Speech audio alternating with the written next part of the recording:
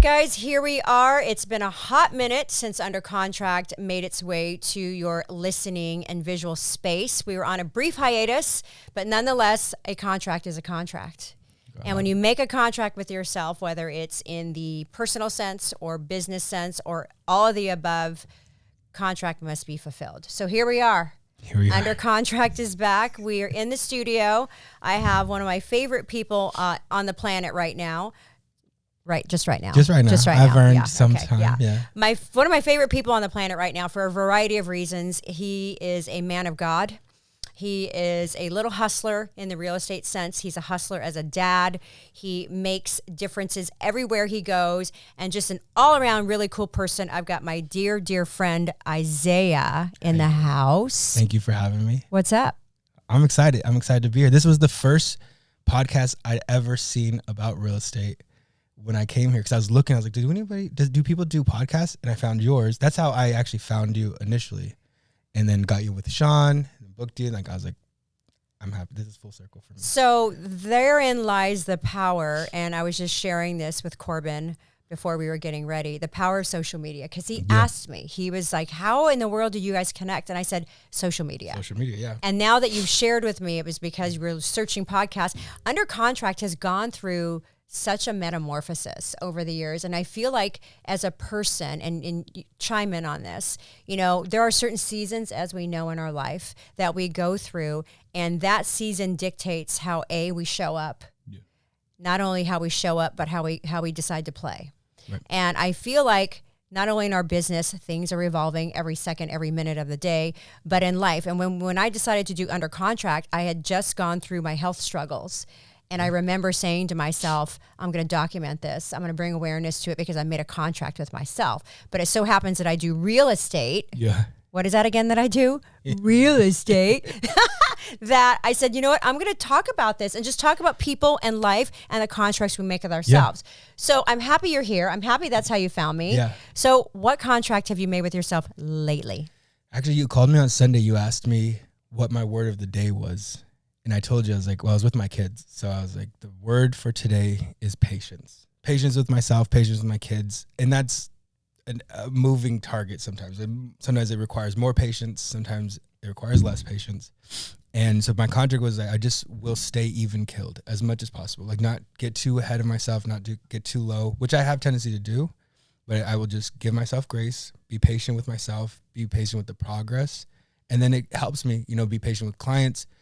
And I get to practice that with my kids and they're 2 and 4, so they're always pushing limits, but Never. No, never. I mean, I've never heard them push your limit on a phone call ever. You've heard them. We've heard, I think you called me one night. We were going over numbers. That would be last night. They were having a dance party and I was like, can you guys be quiet? And they wouldn't turn it down. It was Beyonce's song. Like it was just, but that's minimal compared to I also think of, I know what can happen if they do certain things. Like right now, my son is pushing the street thing where he wants to walk into the street. He really wants to. And he'll go to the curb and kneel down and look at me. And I can't let him get too far because I know what will happen or what could happen. It's just too much risk. But allowing the patience for him to kind of let's figure out, how do I express what the dangers are? And pros and cons. Yeah, and I'm a young dad, so I just have to learn that. But it also helps with clients when we talk about risk, just giving them what we know could happen, and then being patient with that. So it's the transparency that I feel like because let's just really kind of break it down, right? Real estate, you can't be emotional. No. Right. And I feel like that translates over into your personal life when you take the principles how you run your business. Like for us, we have to be, at least real estate agents, we have to be impartial. Yeah. Right? We have to truly be impartial and we have to stay with a contract. Yeah. So once you start looking at your business in the sense that, hey, this is a commitment that I made to my clients, or this is a commitment that I made to myself in terms of how I'm going to run my business. And this is a commitment that I made to myself in life. Right. How do you feel given that you're wearing all of these hats right now? Because I've seen your business just literally go. Yeah. Like it gone from double zero to triple. What do you feel like? I know your faith is a big component of this. Yeah. So tell me a little bit about that. I've been super lucky to be grounded. I mean, I was raised blessed. in the church. I've been blessed. And I tell my parents that, they had their flaws and they're humanized in my eyes as an adult now. Like I understand it better. But growing up, they ingrained the church. I was at church 4 times a week. Like they were, we're always there. So that kind of is innate. And I think, I actually, like, it hits me sometimes when I feel helpless because I know that, like, I don't actually serve myself. I'm not in charge. And I remember God taking me in Israel. When I went to visit Israel, there was a thing I was dealing with. Personally, I was 18 years old, and I went out to a jetty, and it was bad. Like, it was not a great thing, and I was there for, my grandma sent us after high school. That's cool. And yeah, it was awesome. And it was a party town. Like, it was in Eilat. So Eilat is where they all kind of, the young kids go party. It's kind of like their Vegas. And so it's clubs all to the right. And I walked out of the hotel, and something told me, just go left. Like, I want to talk to you. And it was God. And so I just sat there and just listened, and I was like, kind of unloaded on him. I was like, how could you do this? Like, my family's falling apart. My mom was losing her house. Like, everything was, when I go home, this is going to be a mess. And I had just gotten into like a crazy fight with my dad. Like, it was a bad situation. And I remember God checking me and being like, well, first of all, like, you need to honor your parents, regardless if you agree with what they're doing. I call you to honor them. And so that was like a moment where I had to, okay. And then secondly, he said, watch these waves. And he said, imagine, try to stop the waves. And I was like, obviously I can't stop the waves. He's like, this is life. It's going to go back and forth. I control the oceans. You do not. It's going to ebb and flow. Everything I control. You do not. And I remember having to be like, okay. He's like, this is going to be a constant battle that you're going to deal with your whole life, that you're going to try to control everything. Because of course we all want to control. Flash, yeah. So I always go back to that moment in that jetty, like, where I'm looking on the ocean, and if a big wave came and took me, or a whale came and took me, or whatever, I'd have no control over that. So, in my life and in my business, I just do what I can control. I can work hard. I can show up every day and really grind. I can answer the calls. I can put the numbers together. Those are things that I have the ability to do, but in life, I can't control whether or not they get into escrow, or if the buyers get fired or something happens. And so I just have to leave that to God. And that's been like where the compounding's been. Yeah. You just made a few really cool points, and I have a new mentee, and I've had to coach her on this, where, you have to set the expectations out the gate. Yeah. Right. And if that means being uber transparent with them and over communicating about, hey, this is what it is right now, and this is what it could be from A to Z, so that when Z arrives, they're not shocked, or they're not blindsided, or they're not like, wait, we didn't tell me about this, right? So you have to set those expectations. So I feel like hearing you talk about this part of your journey, you kind of set the expectation for you then. Right. And it's followed you now and transcended into your workspace, and you're being a father and doing all these things. What would you say the most challenging thing because in the Bible it says consider it all joy, right?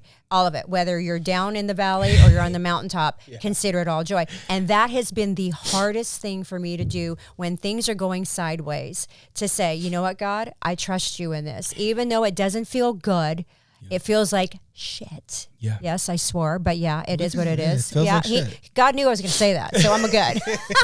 But it doesn't feel good right now, but I trust you. Yeah. And I'm going to praise you anyway, because in that obedience is where the favor is. Yeah, that's a huge deal. I mean, that's, to me, like, the faith is the element where it's like, whatever is going to happen, I have to have faith that this is your will. Mm-hmm.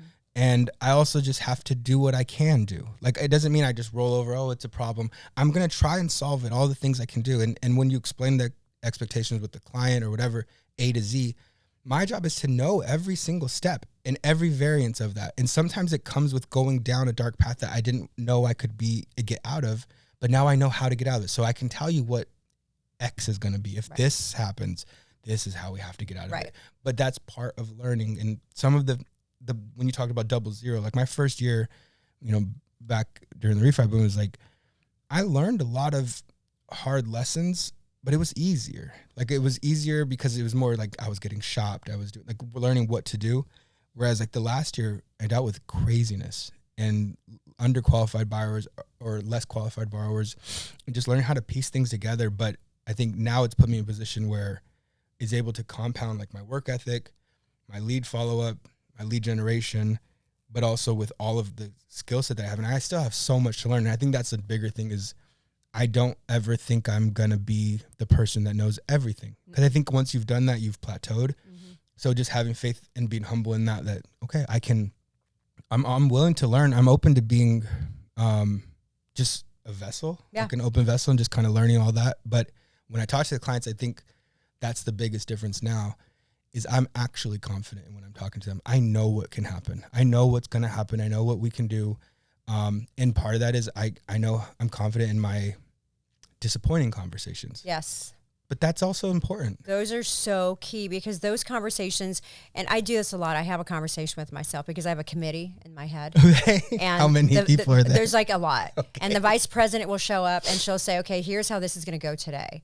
And then the president will show up and go, no. And then they're fighting. And then finally somebody says, I'm putting the rope down because this is not a tug of war. And then I have to kind of mediate the whole thing. Okay, this is a true story, right? I'm the mediator in my head. So the committee is talking and they're saying all these things. But then when you make that firm commitment, AKA the contract with yourself, to do better, to be better, right? Yeah. Yes, it's a humbling situation when you have all of these struggles that don't pan out. And real estate is a good example of it. One of my deals went south because of the flooding. Right? It flooded it. Like we were 5 days from legitimately closing. An act of God. Like legitimately an act of God. And all you can do is sit there and go, okay, it is what it is. Yeah. So something good's going to come of this. And even though it sucks right now, that's where the resolve kicks in. That's where not only your faith, but the person who knows how to piece it together. Yeah. So with that experience, you've been able to piece everything together to get to this point of confidence where your business is booming now. What would you say what was the best thing that happened to you this week besides this? Besides being on this podcast? That's right. Okay. This week, man, I mean, within real estate? Just in life. Well, your life is real estate, so I guess it's synonymous. Well, I also just signed my new Fortnite contract. Oh. I write for them. Good for you. Congratulations. But I wouldn't even say that was the best part. I mean, the best part I think was there was a deal that was a nightmare. No one can do it. And I think just learning how to get that done. And it was with a client who is also a realtor. So like just being able to put that together. I think every time you close a deal, it never feels the same because it's never the same process. So it always feels amazing. And you learn something different with each deal. It's the craziest thing. Yeah, it is one of those things. So I think that to me is great. Like was awesome so far this week. Aside from this podcast, was those are great things. Well, it should be, Isaiah. Let's just keep it real out there. Okay. Yeah. But I mean, the excitement, like I get to be a part of like our clients today, Open Escrow, like with just being so happy for them. Like to me, that doesn't go away ever because you get to learn them, you get to know who they are, you get to fall in love with them, and then you get to root for them. Yes. And then they get to get there, and then you just, I mean, it never goes away. It never goes away where you're excited for them.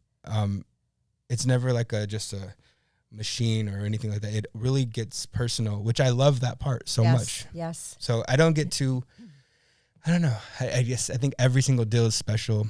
Every single escrow like that closes, I'm so proud of them. Mm-hmm. I'm so happy for them, especially in this market where it's, they're taking a chance and they're making sure, or they're taking a risk, and a lot of people are waiting and they're not. They're taking our advice. Yeah. And they're trusting us. That's key. That is so key because we know this is relationship based and they have to trust you. Yeah.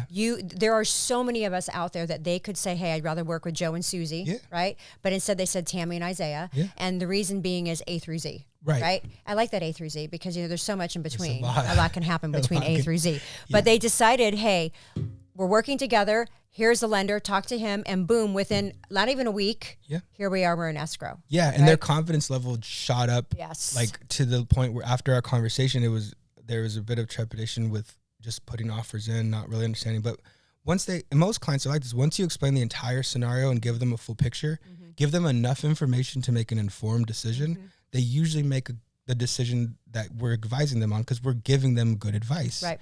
But that's been, I think, like just every single time, just learning something new. I think it's stressful in the beginning where you're like, what is this? Like there's called an IC disc. It's a tax return, tax form. I'd never seen it. My mentor had never seen it. We didn't know how to apply the income, but we did the research. Like obviously you just go and you go learn. It can't be unusable. Right. So you go meet with CPAs, you talk to them, and we had the conversation. We used it. We closed the deal. And it was, I mean, that to me just put another little tool there. Right. So if I ever see that again, I'm not scared of it, and I know how to do it. It's interesting because yesterday when I was negotiating the terms of our deal, I was literally at the property with the buyer. He was on the phone with his dad, and I was talking to the listing agent, and knowing that they had 8 offers, but then now it became 11. I know.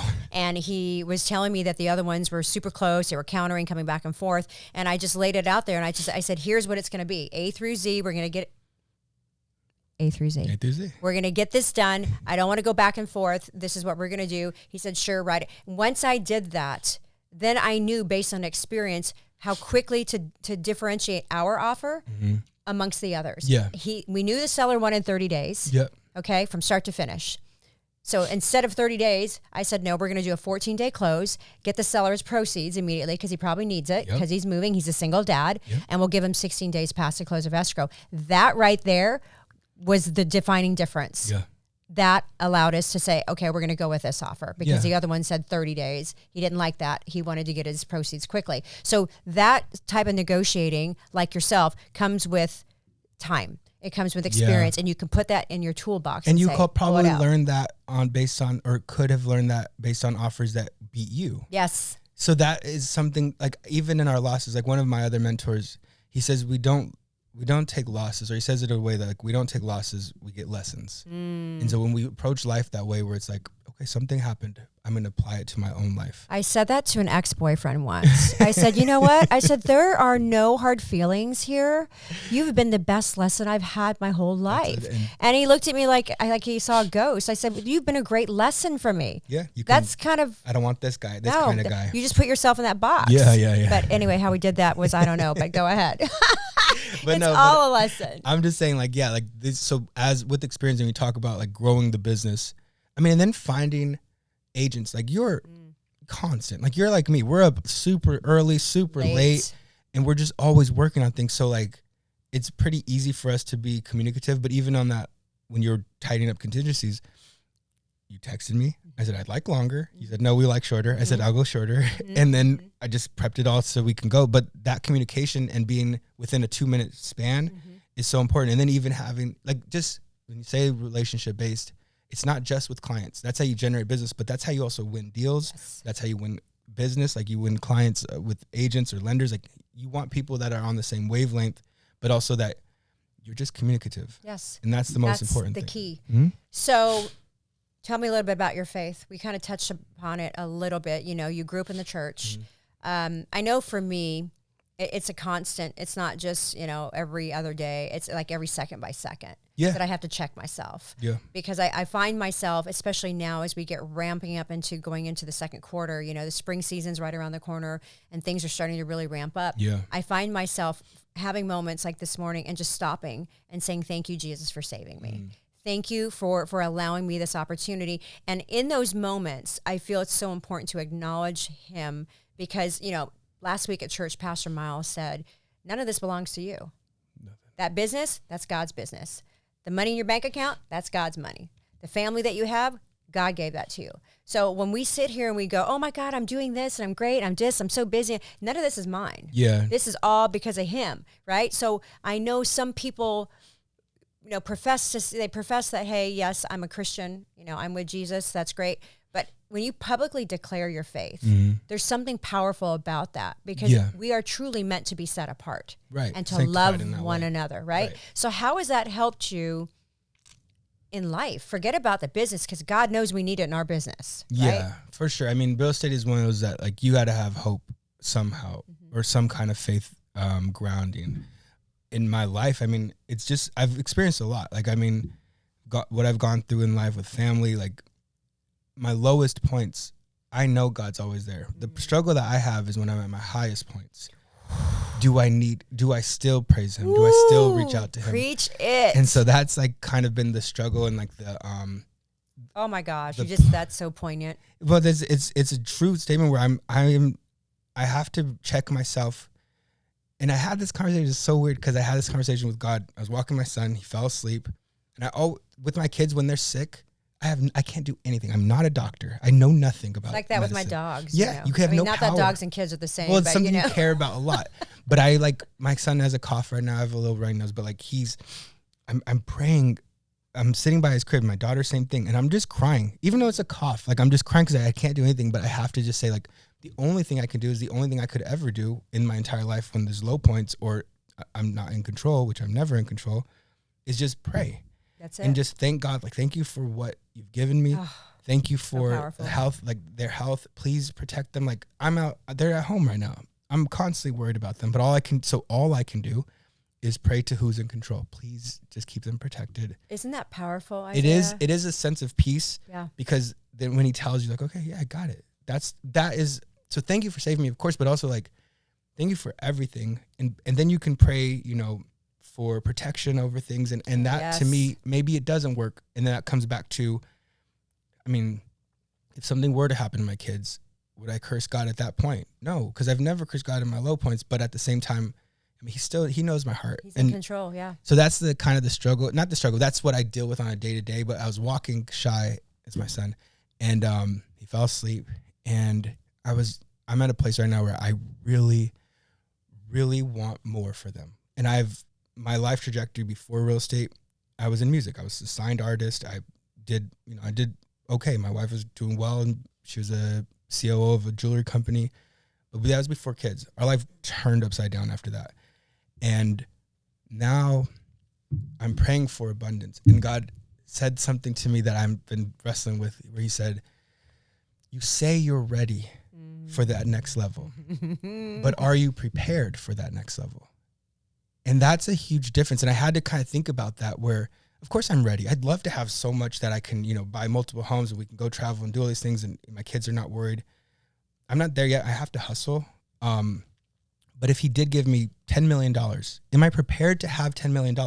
So no, I don't believe I am, because I don't have the financial, like, where would I invest it? Like, I don't have enough, and I don't have enough people around me yet. So I think as those start getting into place, more abundance comes. But I think that's what he was explaining to me. Is like, you may be ready, but are you prepared? So in the meantime, you need to prepare yourself. And that's similar to clients, where it's like, you may be ready to buy a house, but that's the part, the preparation is where they talk to us and we give them the A to Z.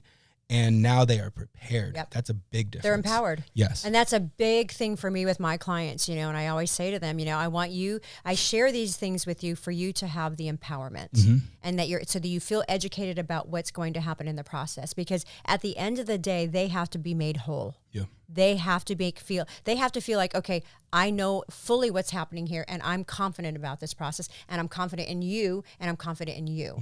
So are you ready and are you prepared? That is so deep and so heavy, because the greatest storms that we endure is God's preparation. Yeah. And the greater the storm, the greater the blessing. Yeah. Right? So even when all of these things are going on and we feel like, okay, God, I'm ready for the next level. He stops you and goes, no, you're not. Yeah. You have not even mastered A through Z just yet. And there we go again with that A through Z. That's my new hashtag. You haven't mastered everything in between. So I have to keep you in this space right now. I'm going to keep you in this storm, but just know I control the waves. Yeah. I control the wind. And that's what you can rely on. That's the part where, and then when you give away and you relinquish control, then you're okay with whatever outcome, because you understand that it's for the betterment of your life. And like, he has his plan for you. So if you trust in the overall plan, that's where the faith comes in. Right. So I have to go through the hard times, and I have to, like, right now I'm enjoying a really cool moment, and I'm remaining thankful in that, but also not remaining complacent, right? And still preparing myself to be more successful. I think a lot of people, like, for example, a lottery winner, some people, what is it, like 67% of them go bankrupt in the first 10 years. They were not prepared to have all of that money. No. And that is important. It's not just money. It's, blessings of whatever it is. Are you prepared for kids? Are you prepared for a spouse? More business? All of those things. Are you prepared? And I think instead of just wanting it, I think you have to do the work, and then you can meet the blessing halfway. You have to. And the favor's in the obedience. Yeah. Just obey. It may not be what you want to do, but just obey. Yeah. And life is like that too. This is not exactly what I want to do, but I'm going to go do it anyway, because I know there's going to be something on the other side of this. Yeah. So with all of that, you've got such a powerful testimony. You've got such a powerful disposition. Your business is starting to really pick up. Family sounds like it's doing really well. What are your thoughts about going into the end of this year? We're going into the second quarter. Yeah. real estate has taken a turn It quickly, really has. and it's so exciting. Yeah. I'm I was excited last year at 8%. I'm excited now at what are we, 6, 7, wherever we are? Just like a 6. Okay, there you go. So either way, I'm excited because there's so much opportunity out Yeah. there. So what do you feel if there was a lender, or if there's a guy out there right now and he said, you know, I really want to get into, I want to be a loan officer. Mm-hmm. What would you suggest he do, or she? I mean, anybody in any business, but if it's specifically a lender, I mean, I think there's power in counsel, like in just surrounding yourself with advisors, mentors, because then you can kind of get fast passes to the lessons. They can give you more lessons. They can tell you what they've been through. And so I think surrounding yourself with people that will give you that knowledge, and then just figure out how to work. Because I think there's a lot, you can work really hard, but if you don't figure out what is effective and you don't do those, then you're never gonna see any kind of gains on that. So I think just surround yourself with really important or really good people that are willing to mentor you or advise you. And then for me, like, yeah, now it's just bolstering my team. Mm-hmm. Like now I need another LOA. I need another processor because there's too much going on. And, but I think you can't do shortcuts. I think the people that did the refi, so like in that boom, that 2%, they're out because they took a shortcut. So they don't know how to get back. Mm-hmm. Nothing worked for them before because everything was good. Whereas if you learn how to go through things, and you have it again, A to Z, you have everything. So I think that's just developing your skill set and surrounding yourself with smart people. And trusting in yourself. Yeah. That, you know what, you're not here by mistake. Yeah. Right? Like you were put here for a reason, and you know, don't look at the door that's closed, right? Look at the doors opening in front of you. Yeah. Right? So what are your thoughts on the real estate market right now? I'm always curious. Real estate agents think one thing, lenders think another. You know, do we ever really agree? I mean, when we talk to clients, we do. Yeah, we do. We're all like, oh yeah, it's great. I think it's great. I mean, if it weren't great, I wouldn't be also looking for a home right now. Mm-hmm. Like I'm shopping pretty actively. You're shopping pretty actively. And so like we live by what we talk or by what we preach. Mm-hmm. I think it's a great time. I'm actually kind of pushing it even faster because I do think in the spring we're gonna see it happen. It's just gonna be. I don't want to be 100,000 over asking. Oh, in the summer, it's happening right now. I know. We just watched it happen. Yes. And so I know the competition is there. I think at any point real estate is the same. When you're ready, that's when you buy. It doesn't matter what everyone else is saying. If the rates are high, it's not a good time to buy. It's a great time to buy, or whatever. They're going to have their opinions, but I think it's really just a matter of you. Like when you feel like you are ready, you're prepared to buy, and you're qualified to do that, that's all you need to focus on. Let's look at the monthly. Let's look at the cash to close. Does it make sense? That you think the market's going to crash, you think the market's going to boom, whatever that, it shouldn't affect you because you're going to be in this house. Unless you're doing flips, it may not be the market to do flips right now. No. So that's the difference. Like if people are looking to buy and live in a home, I think it's always the right time when you're ready, because no one ever regrets buying the house if they were ready. Right. Well, you know, it's interesting. I had this conversation with a couple of buyers the other day because they asked me, they said, it's because they got beat out of an offer. Yeah. And they said, Tammy, do you think this is I said, no, I don't think it is. It is happening. Mm-hmm. And my encouragement to them at that moment was try not to focus on the purchase price. Instead, focus on the monthly payment that you're going to make, because every month you make that mortgage payment, you're going to have to be okay with it. Yeah. So whether it's X amount up here in terms of the purchase price, it's over here, the monthly payment that you need to be okay with. Well, yeah. And that reframed it, and they were like, oh my gosh. It doesn't matter I do that thought experiment with clients all the time. I say, okay, what if this house was, you're buying a $900,000 house. What if this house was, in the payments, let's say $7,000 a month. But let's say, what if the house was 1.5, but your payment was $7,000? Would you buy it then? Mm-hmm. It shouldn't really make a difference at that point. Right. You're willing to make that payment, or you're able to make that payment. That's what you're focused on. You're going to live there. You're going to pay that money every month, whatever the value of the house is. Right. And so people, I think they get into this analysis paralysis where they overlook, they try to analyze everything. The emotion. And they get very emotional, and then they get very analytical, but they're working with numbers that aren't even applicable. Right. So that's our job to say, what are you focused on? I tell you what I think you should focus on, but if you're worried more about cash to close, okay, then we're going to raise our monthly. The rates are the rates. I'm not giving you a rate based on our conversation. I'm giving you a rate based on your qualifications. obviously people think, okay, I'm going to shop. I had a person shop to another place because they thought they would get like a full percent rate lower. Like they were just like, what can I do? And all it did was that person did a hard credit pull. We're in the pre-approval stage. So then it turned on the clock. They had to buy sooner than they thought they would. And I said, you can, and that's probably my fault for not building more trust within that week. Mm-hmm. And so I had to learn from that. So, okay, I maybe didn't serve them well enough for them to fully trust me. Right. And so I took that on, but it didn't benefit them to go shopping and do all that stuff. Cause people think, well, if you're giving me a 6, maybe someone will give me a 4. Well, let's just dissect like that, right? Yeah. Inflation will never be 2 and 3%. So rates will never be 2 and 3% again. Yeah. You're not really going to be at that place where, I mean, everybody sells to the same place. Yeah. So it doesn't really make a difference. And they sell to the same place and they're selling the same rate. So all you're buying is margins. So like when you're with a broker, they have margins that they can up and down. Like usually it's 2 to 300 basis points, and they can shave that down.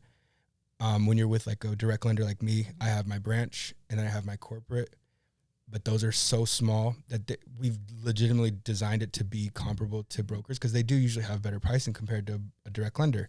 Whereas if you go to Bank of America, they have their branch manager at that location. So many other they have people. Their like other middle management. They have all these things. So when you go to like a cross country in those places, rates are usually higher. Yeah. And so, but that's what they need to understand. It's like not someone selling you a worse rate for no reason. It's just the rates are the rates. It's just how much it's going to cost. That's how I analogize commercial lenders versus someone like yourself. There's so many middle people between, okay, Bank of America proper and the actual like the investor. There's so many fees and so many people in between you, right? And that's exactly how I analogize. And they go, oh wow, yeah, commercial, yeah, it is. That's how it is. So with that, I mean, you've got so much going on this year, and there's so much on the horizon. What are some contracts you've made with yourself going into the second half of the year? Now that we're going into March, oh my gosh, I can't believe it. I know I just made some contracts with myself. Yeah. And I broke one of them this morning, but that's okay because it's called the mulligan. It's all good. Yeah. But I like making them and kind of like seeing how long I can go with them. But so what's one major contract you're making with yourself going into the spring? Well, a major contract in terms of business, it's just to be the most prepared. So I'm building a team within my branch of being able to just do these loans on 14-day closes. We're going to be in there in the summer where everything's going to be 10 to 14 days. 7? We're going to have to compete that way. So having more ops people in there, that's something I'm just preparing my team for. For me personally, I don't even want to look at the camera when I say it, but nobody's watching, Isaiah. I've been focused on growing my business, feeding my family, and while doing so, I've been feeding myself. So I have put on more weight than I wanted to. So I think at this point in my life where things are starting to balance, now I want to put myself as a priority, or one of my priorities. I have a hard time doing that. I think selflessness is a benefit in a lot of ways, but in my situation, like I'll never put myself ahead of my family, but also I do want to put myself as a priority. Now I want to kind of exemplify to my kids that like, it's okay to prioritize yourself. It's okay to go take a shower in the morning while the kids, doing those things. But I mean, that's big for me. And then it's always the same since I've had kids. I don't want to miss anything. Like I go to ballet class on Monday. I just watch. Do you actually fit into a tutu right now? Are you toe pointing and everything? If a toe point is good, the tutu is very, very tight. Can you imagine putting that on? Like I didn't even do that as a kid. It's cute though. I mean, it's adorable. She likes it, and I don't. I like watching because I just want to be in those moments. It's the experience. I know that it's gonna snap, and my daughter's already 4. And I can remember spending every day, like just taking naps with her and doing it when she was, 2 months old. And it's going by quickly. So I know I don't want to miss things. Yeah. So just being more present. And part of that is being more healthy. Yeah. Part of that is being more balanced with my time management. So that takes the branch, like having the team. So I mean, all of that is just being more present, but also setting up to be the best partner for people like you and then being the best partner for my wife, just being an asset to everyone, if I can be. So if we were to summarize it, faith first. Yeah. Patience is next. Your business is taking off, your personal goals, your family's definitely number one up there with God and everything else. And wrap that all up into one big gift, and you have the recipe for success for Isaiah. Yeah. Pretty much. Yeah. So can you do a TED Talk now? I could probably do a TED Talk if people want to know. We should probably TED Talks. We're coming for you. You could do a TED Talk. You're very inspirational. When I talk to you after the phone call, in between curse words, it helps. The curse words make it colorful. Yeah. But like I'm fired up. Like I'm glad that we connected because like, and I know you have other lenders you work with, and that to me no, you're the only one now. It's okay. You're the only one now. I have found my Boaz in the real estate world. But I'm inspired when I talk to you, and then it pushes me to compete because I don't want you to outwork me. Dude, we're like neck and neck right now. And so that's hard for me because you really push. And our client even said it last night. He goes, okay, so help me understand something. So their lender is at lacrosse practice, and you and Isaiah at 9:00 are working on this. Do you think he could stop lacrosse practice? I said, no. But that just goes to show, match my hustle. And that's what I look for people in my life, match my hustle. So I'm grateful you took the time today. I know you've got a ton of things that you could be doing. And I could be eating because, I've got my meal prep here. Yeah, that's right. But it's a contract that I made with myself. And I'm so excited that you It looks good. Every time you post it, it looks amazing. I'm like, it's so good. You should try it. The Handmade Chef, that's the shout out.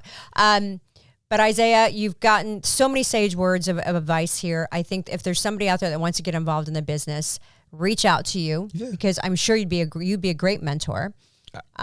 I love mentoring. Yeah. I absolutely love it. I have my new mentee, and she's doing fabulously. She's doing great. I feel like when we're blessed and anointed to do the things that we do, that's our opportunity to share why we do so well. It isn't us, right? It's all outside of us. And for us to even say that this is all because we worked hard, we did the work. But the opportunities were provided to us by something much bigger than us. And we have to be grateful for that and honor that and honor our part in this too, because, all the glory goes to him. Yeah. But at the end of the day, it's really important that whatever commitments we make to each other, keep it. And when you feel like giving up, don't give up. Yeah. Because on the other side of this struggle is a beautiful blessing that you will not otherwise be able to experience because you kept going or because you gave up. Yeah. So under contract, make the commitments to yourself, keep them, super important. We're going to be back at you again next week. We've got another one coming up. Season 2, 3, or 4. I lost track of under contract. It's just the season. But episode 1 of the new season. Isaiah. Thank you very much. As always, peace out, San Diego.